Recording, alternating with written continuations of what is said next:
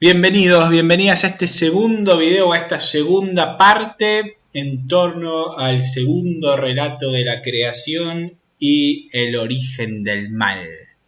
Tenemos que reflexionar entonces sobre el primero de los relatos, luego iremos al segundo de los relatos y sacaremos algunas conclusiones en relación con Cristo, que es el tema que nos atañe en nuestra materia. Para eso volvemos como siempre a achicarnos a un costado. Voy a cambiar de posición, me voy a poner por aquí o por acá abajo, para poder entonces empezar a reflexionar en torno a estos relatos. Veremos Génesis capítulo 2, versículo 4, parte B, hasta Génesis capítulo 2, versículo 26.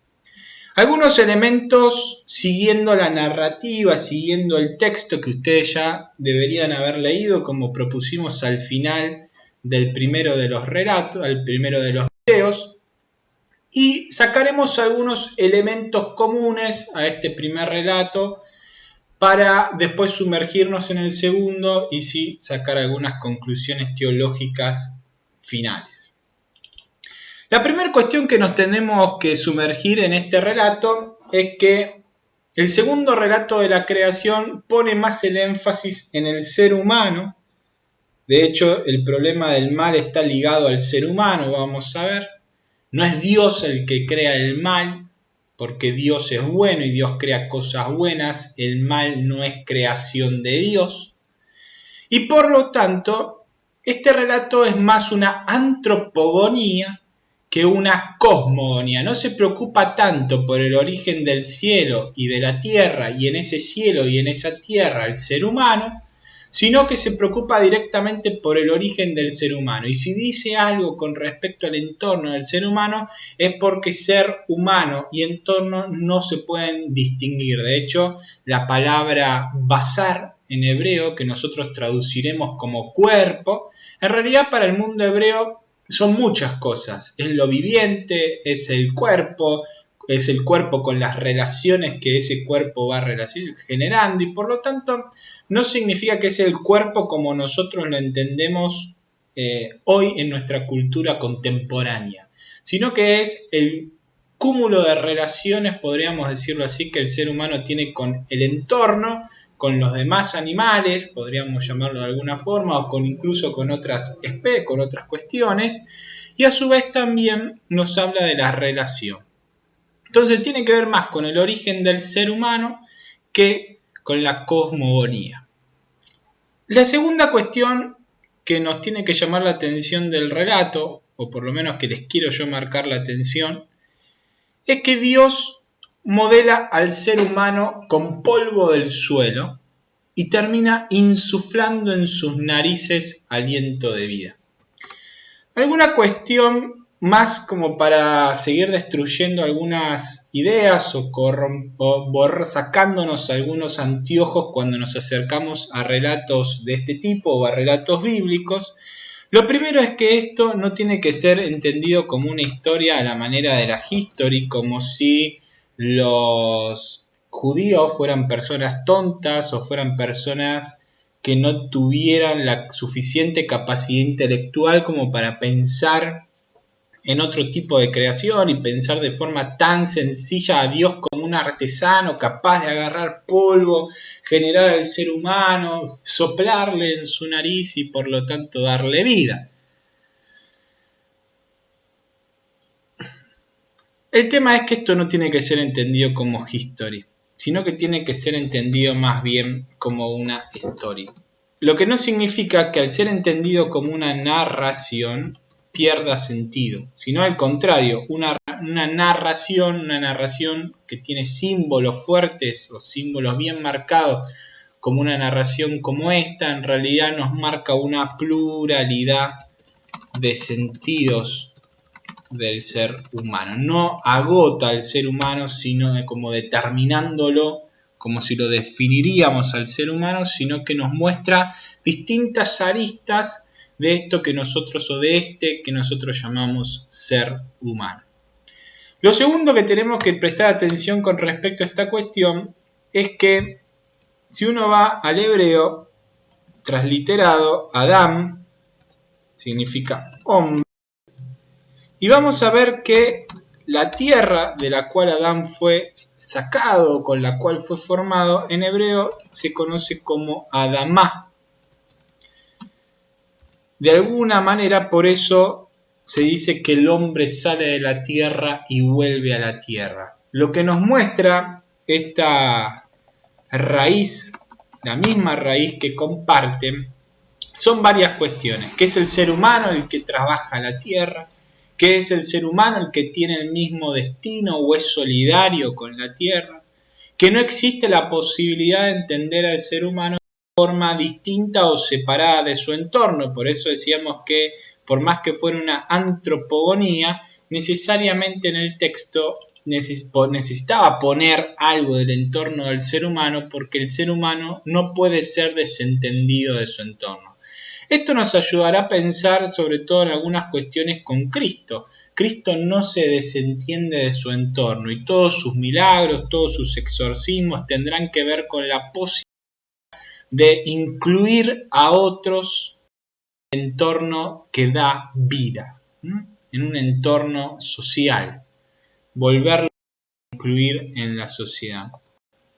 Esto también nos puede llevar a pensar, como posiblemente podamos generar un foro para poder debatir, cómo el ser humano es solidario con la naturaleza en su propio destino y por lo tanto, si cambiamos la relación del ser humano con la naturaleza de una forma que Dios no quiere que nos relacionemos con esa naturaleza, posiblemente el entorno se convertirá en hostil.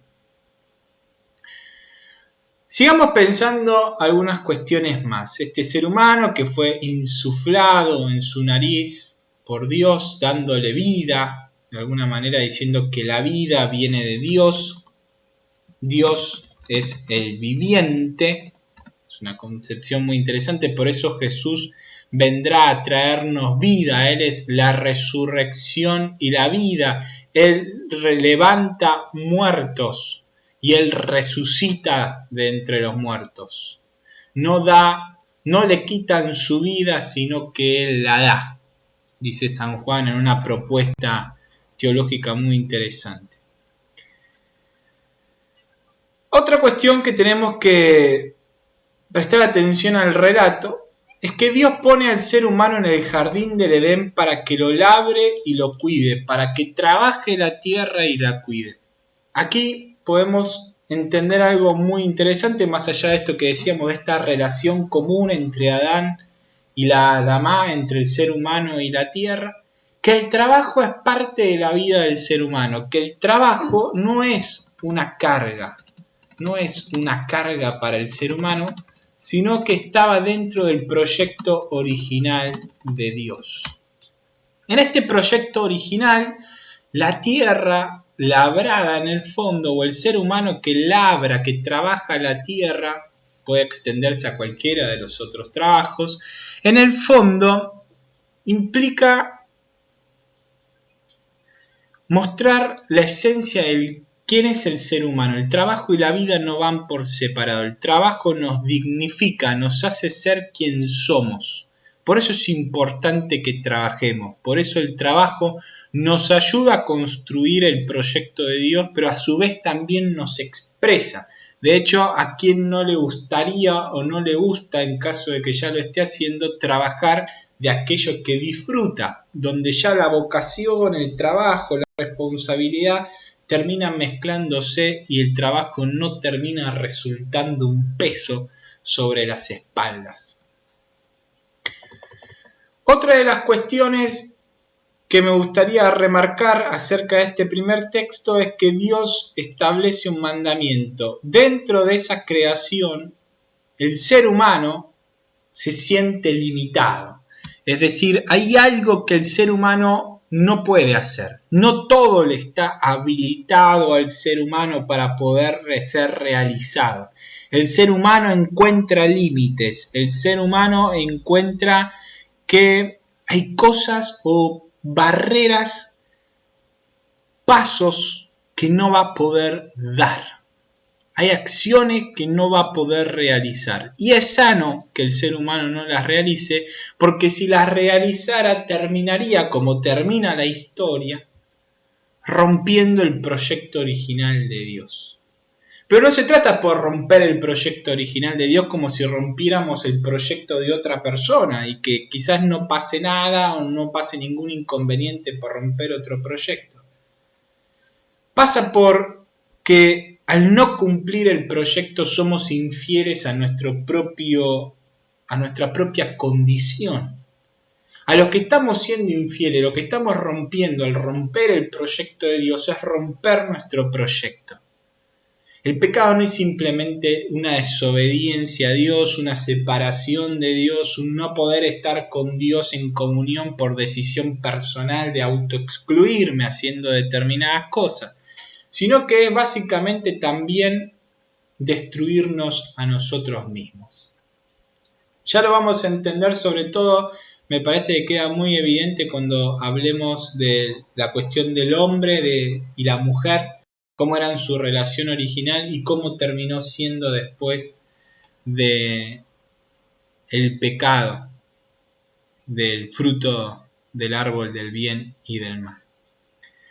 Otra cuestión que parecería obvia en nuestro tiempo, pero que evidentemente no lo es tanto, es que Dios crea al ser humano y a este ser humano le intenta buscar una compañía, le pone los animales, incluso le dice que le ponga nombre, es decir, cuando uno pone nombre está dominando, esto guárdenlo para después. El hombre le pone nombre a todas las cosas, pero no encuentra una ayuda adecuada en todo lo creado. Por lo tanto, Dios lo invita a dormir al hombre, el hombre se duerme de su costado con una costilla rellenándole de carne, crea, moldea de la costilla a la mujer. Algo interesante, no la forma del barro como la había formado el hombre, sino que la forma de la costilla del ser humano, mostrando de alguna manera que tanto la mujer y el hombre son iguales en dignidad. Porque uno podría decir, si a la mujer la creó del barro, uno podría estar diciendo, bueno, la creó como con todos los animales y al hombre también.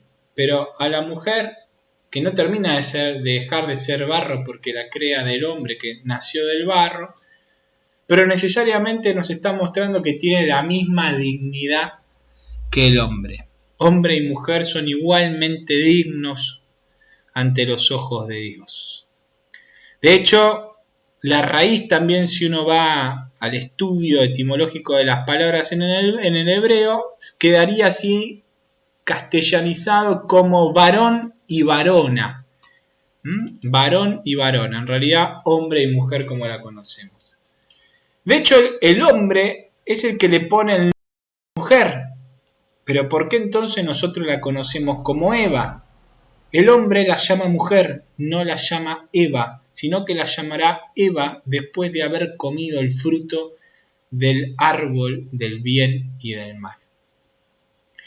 Algunas cuestiones últimas con respecto a este segundo relato de la creación y primero de los relatos de los que vamos a ver hoy, es que el hombre encuentra en la mujer la ayuda adecuada, abandonan la casa paterna y materna y se unen en sí, y dice el texto, se hacen una sola carne.